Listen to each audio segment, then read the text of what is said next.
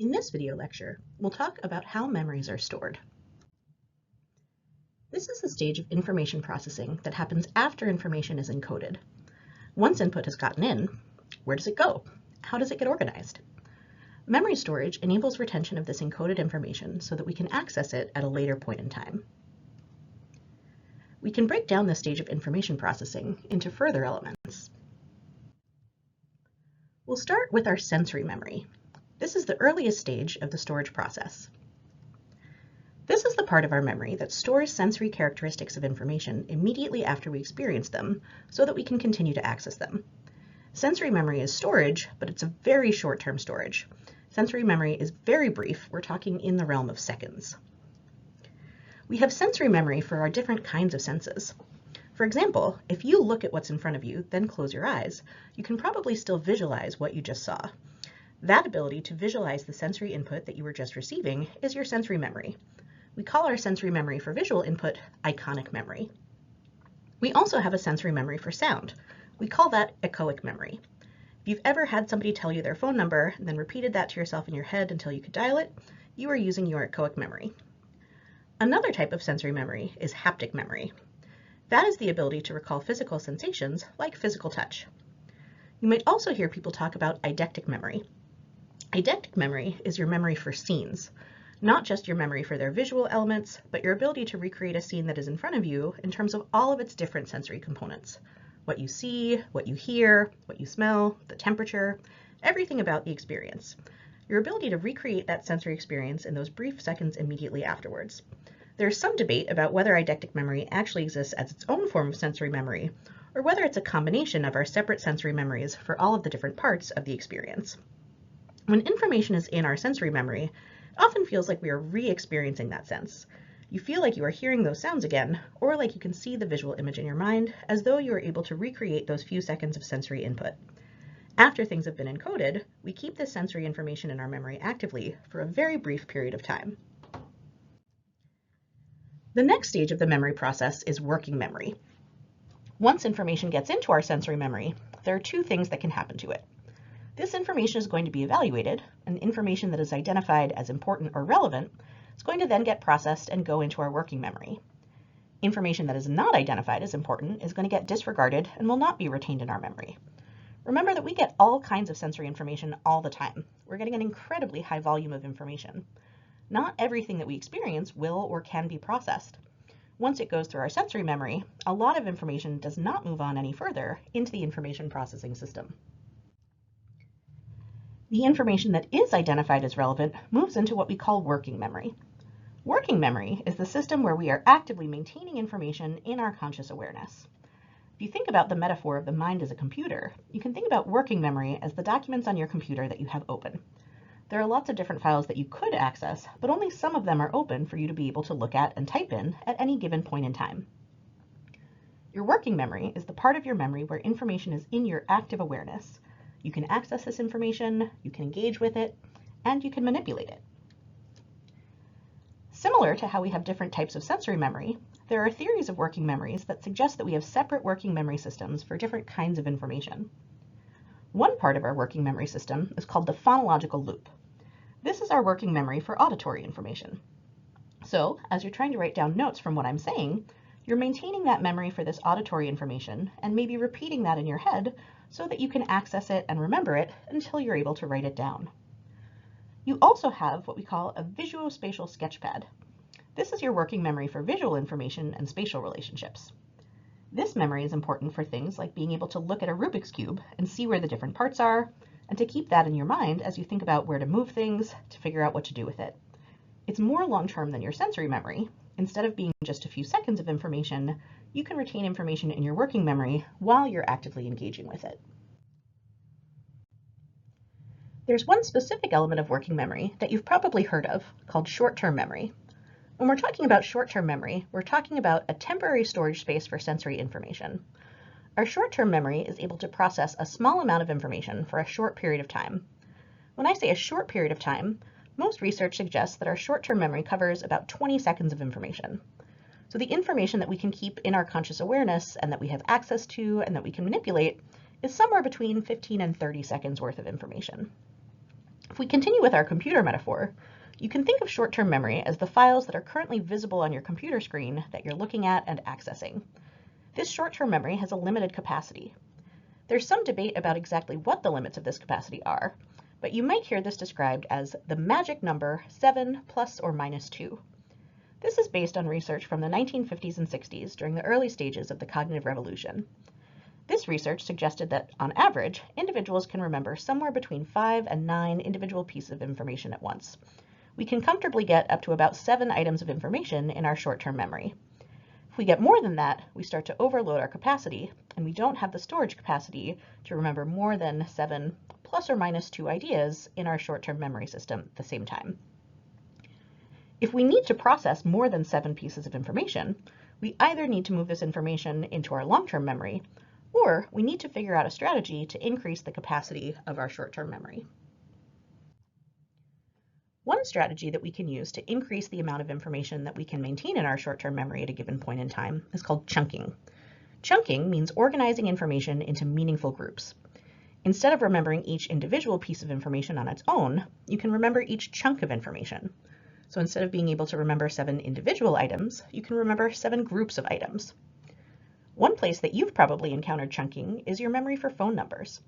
Starting in the 1960s, phone numbers in the United States were 7 digits long, and most people could remember a phone number because we can retain 7 items in our short-term memory. But as time went on, more people got phones and we needed more phone numbers. Instead of just adding more digits, we added area codes. When you remember an area code, you don't need to remember each of those digits individually. You'll remember an area code as that set of numbers as a whole. If you're from Manhattan, you might think of 212. If you're from Philadelphia, you think of 215, Miami, 908. Chunking these numbers allows us to keep more information in our limited short-term memory storage. The last stage of the memory process is long-term memory. This is the part of memory that things need to get into for us to be able to do things like remember a scent, and then when we get new sensory input, to be able to compare this new experience to the scent in our long-term memory to decide, is this something I've smelled before? Our long-term memory is where we have continuous storage of information. Not everything stored in our long-term memory stays there forever, but theoretically, there's no limit on how long information can be stored in our long-term memory. There's also no limit on the capacity of our long-term memory. Even though our short-term memory is limited to about 7 pieces of information, we could have as much information in our long-term memory as we want. The process by which information gets from our working memory into our long-term memory is called memory consolidation. Just like going from sensory memory to working memory, not everything that we experience makes it into our long-term memory. And actually, most things that we experience don't make it into long-term memory because we're getting so much information all of the time. Lots of information is used in our working memory immediately as we're accessing it and have need for it, but doesn't get consolidated into our long-term memory. But if information is important, if we've processed it, if we might need it later, these memories can be consolidated and then stored for more long-term access. Our long-term memory is organized in what we can describe as semantic networks or associative networks. In the same way that we talked about concepts as being organized in a hierarchy where different related pieces of information are connected to one another, our long-term memories are also stored and organized in relation to one another. Information in our long-term memory is grouped meaningfully. Concepts that are closely associated with one another, things that we experience at the same time, or things that have similar meanings are going to be stored and organized more closely in relation to one another than things that are less related. Also, when we access something in a semantic network, activating that memory is also going to activate our memories for other things that that memory is connected to. The closer those memories are, the more strongly they're associated, and the more likely it is that these other memories will be activated. Another way that we can describe how our long-term memory is organized is to think of it as divided into different storage systems that contain different kinds of memories. If we think about this using our metaphor of the computer, we can think of long-term memory like a hard drive, and we have different folders that are storing different types of information. These different folders are linked to each other in those associative networks, but different kinds of information are stored in different systems. One type of long-term memory is explicit memory, which you might also see called declarative memory. These are memories that you can declare or state. They're things that you know that you know. This long-term memory system is our storage for factual information. These are memories that we need to consciously and voluntarily recall.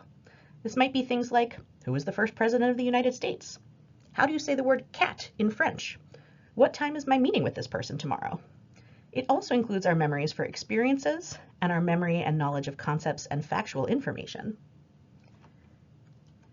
Explicit memory can be divided further into episodic memory, which is our memories for specific events, and semantic memory, which is our memory for information about the world. This is things like our knowledge of words, our understanding of concepts, and language-based information. This is information that we can express without reference to personal experience or events. For example, right now, hopefully you're forming a memory that will make its way into your long-term memory. Part of this memory is going to be of an episode. It's your experience of watching this video. Where are you? Are you watching this on a laptop or are you on your phone? What's the weather like? What are you wearing? But you'll also have a semantic memory. You're learning about the different types of long-term memory and how they're defined.